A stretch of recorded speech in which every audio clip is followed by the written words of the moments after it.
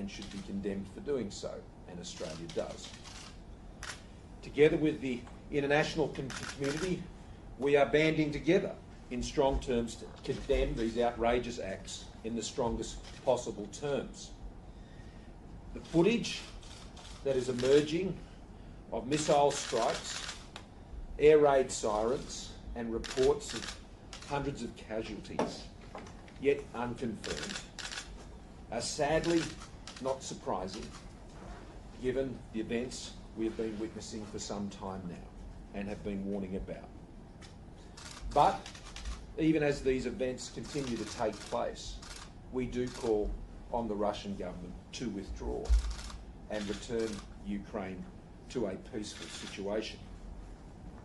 We denounce what are unilateral hostile actions in Ukraine. Russia is flagrantly breaching international law and the UN Code and the UN Charter. Russia has chosen war. So we reiterate our staunch support, which I was able to convey to the Ukrainian Prime Minister last night, about their sovereignty and their territorial integrity. These acts are of great concern, I think, to Australians right across the country, but particularly to the just over 40,000 Australians of Ukrainian descent. Earlier today, the Minister for Immigration and Multicultural Affairs met with community leaders from the Ukrainian community in Australia, some 18 of them, to hear from them directly, to answer questions about the arrangements Australia is putting in place. And I thank them for working closely with the government, and I thank them for their leadership in the community. As I said this morning also, I want to send a particular message to Australians of Russian descent. I know that they will also be feeling terrible about these events. Whether they're of Ukrainian descent or Russian descent, we're all Australians, and we thank them for their contribution to Australia, and we stand together with them as Australians. My message to those Australians who continue to be in Ukraine is to, where safe to do so, leave. We have been saying this for some time now.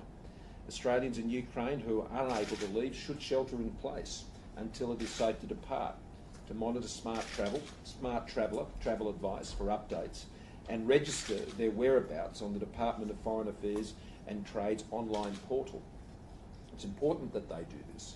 We believe there is up to around an estimated 1,400 Australians in Ukraine, but that is not the number that we currently have registered formally through those processes. Australians in Ukraine who require consular support should call the Australian Government 24-hour Consular Emergency Centre on 1300 555 135.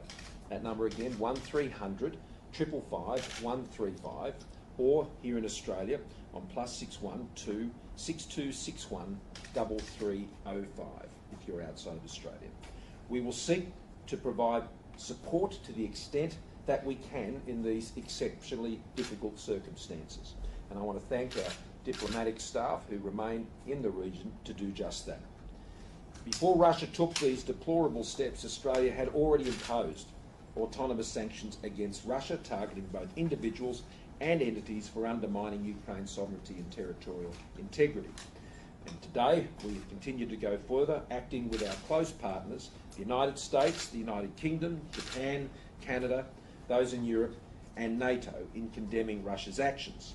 Yesterday, I announced sanctions and travel bans on 8 members of Russia's Security Council. They will come into effect at midnight this evening. This council bears responsibility for the current phase of the invasion, including President Putin's declaration regarding Donetsk and Luhansk. I've also announced financial sanctions which mean Australian individuals and entities cannot do business with 5 Russian banks, and this was in addition to restrictions on Australians investing in the State Development Bank, VEB. We are now progressing the second phase of those financial sanctions. The Acting Minister of Foreign Affairs, Senator Birmingham, has completed the process of applying sanctions to an additional 25 persons. This includes army commanders, deputy defence ministers and Russian mercenaries who have been responsible for the unprovoked and unacceptable aggression, and 4 entities involved in the development and sale of military technology and weapons. We are now moving to place restrictions on Australians investing in a further 4 financial institutions. There will be further waves of sanctions as we identify those responsible for these egregious acts, including, as I discussed this afternoon with the Department of Foreign Affairs and Trade, moving on around over 300 members of the Russian Parliament. We must ensure there is a cost for this violent, unacceptable and egregious behaviour. There must be a cost. As I said today, we firmly believed that because of the actions of Russia over many months to prepare for this, that it was unlikely that they would change course.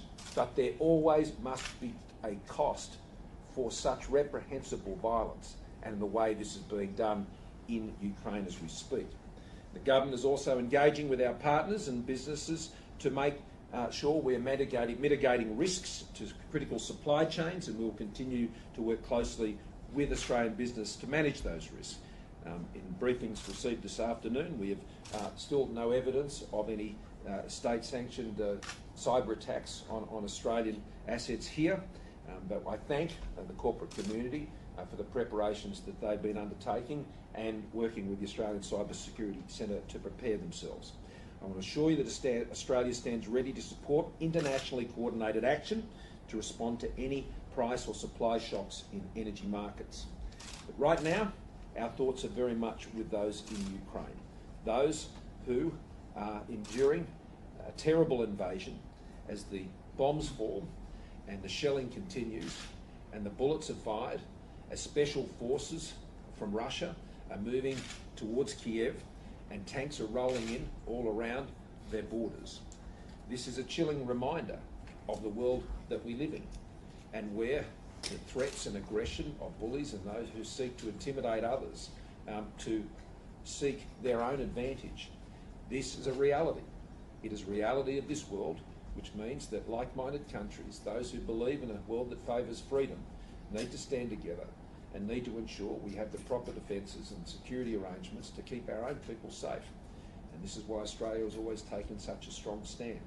Right now we are very concerned about all the people of Ukraine, and we pray for their safety, but we also know that they are suffering a terrible ordeal at the hands of a terrible aggressor. Happy to take some questions. Prime Minister, realistically, will these extra sanctions have any impact? And will you consider doing what members of the Ukrainian diaspora is asking, which is supplying military arms to the country? The latter is not something that the Australian government has been requested, working with our military partners in the region. And we work closely with NATO and the United States and their members states. What we are doing is working with them in other ways, which I cannot go into a lot of detail about. Sanctions of the order that I have outlined matter. They do have an impact on those individuals, particularly when they're done in concert with other countries, like those I have mentioned. And that's why I think it's important that all countries engage in these sanctions against these individuals. It sends a very clear message. You sanction, support, benefit from this type of violence, then you will be isolated, you will be targeted, your assets will be frozen, you will not be able to go about your life freely, you will be tracked down, and you will have your livelihoods completely disrupted in the same way that they are seeking to disrupt the lives of others. So I have a very strong view that the sanctions do matter, should be undertaken, and we will continue to press forward with them under the laws that our government put in place to enable us to do just this very thing. Prime Minister, you mentioned military technical assistance previously. Now that we've seen the invasion, what will that look like, and do we have a possibility of, while not sending troops, engaging in some sort of military support to Ukraine? We are involved with our partners in these types of activities, but it wouldn't be appropriate for me to go into detail. What about the Russian ambassador to Australia? Have you spoken with him since these developments, and do you plan to expel him? There are no plans on the latter. Even in moments of terrible conflicts such as this, it is important to maintain channels of communication. That has been the conventional way these things have been dealt with in the past. And it's appropriate for him to have been brought in to speak to the Secretary of DFAT, and that has taken place, and that dialogue will continue there. no doubt about the very stern messages that have been sent to the ambassador on behalf of the Australian government. Will you seek to speak to? I just had one. Are you worried that China is going to use this massive instability to launch any action in the Indo-Pacific? No, I think it's important to separate these issues, and I want to make that point in particular to Australians. What I would be asking, as I have consistently, and I would welcome this being supported both here in this country and elsewhere, it's important that all countries denounce what is occurring in Russia and Ukraine. It is important that all countries do that. This is an unprovoked, unwarranted, illegal invasion of Ukraine. And the best way to ensure that these acts are condemned is to enjoin the actions of countries like Australia, the United Kingdom, the United States, Canada, Japan, and impose these sanctions to ensure that there is a penalty and there is a cost. And you have to wonder where countries aren't prepared to do that, what they're prepared to tolerate. We're not prepared to tolerate it.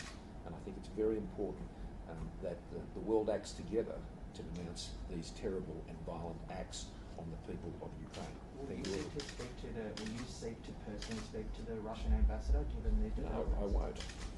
Messages will be delivered directly to them by the Secretary of the Department of Foreign Affairs and Trade and the Minister. That's how these things are done.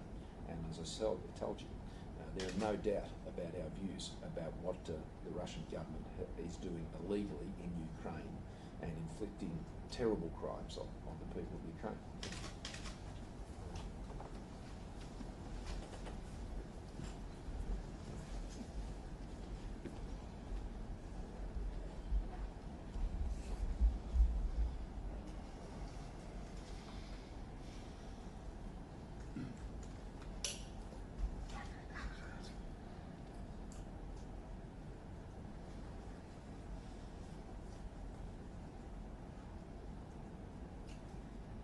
Oh, like that again, Chris. I was just missing the doors. Yes, I am. Yeah. Oh, no, it's just nice. Brian, I'm just going to stop and check what happened before. Hey, Morrison. The press conference is all over the Prime Minister. Simply Oh, follow up. yeah. Is that all okay?